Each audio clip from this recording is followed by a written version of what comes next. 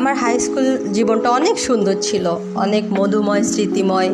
কারণ আমরা অনেক বেশি ছাত্রছাত্রী ছিলাম আমাদের ক্লাসে, যার কারণে মজাটাও অনেক বেশি হইতো। তা আমাদের ছেলেরা অনেক দুষ্টু ছিল, ক্লাসের ছেলেরা আর কি। তার মধ্যে একটা পিচকা শরীফ ছিল, মানে ও ছোটো, এই জন্য আমরা পিচকা শরীফ কইতাম আর কি। আর সারাদিন আমারে খেপাইতো কিছু না কিছু বইলা আর কি। তা আমারে মাঝে মাঝে যেটা বলতো, এই মধুরমা মধুরমা এটা বলতো, সেটা শুনলে আমি মোটামুটি রেগে যেতাম, কিন্তু রিয়াকশান করতাম না। রিয়াকশান করলে ও আরও বেশি আমার খেপাইতো। তো একদিন কি হয়েছে, স্কুলের সবাই মাঠের মধ্যে বসে আছে, ও জোরে বলে উঠছে, এই মধুরমা মধুরমা। শুনে তো রাগ উঠছে, সাথে সাথে রিয়াকশান দিলাম। আমি যদি মধুরমা হয়, তুই তোর মধুর বাপ এটা কইছি। ওর পরে সবাই হাসা দিছে, আর আমি তো বুঝতেছি না কেন সবাই হাসতেছে।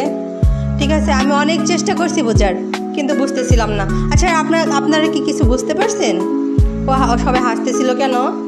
যদি বুঝে থাকেন অবশ্যই কমেন্টে জানাবেন। ঠিক আছে, জানাতে ভুলবেন না কিন্তু।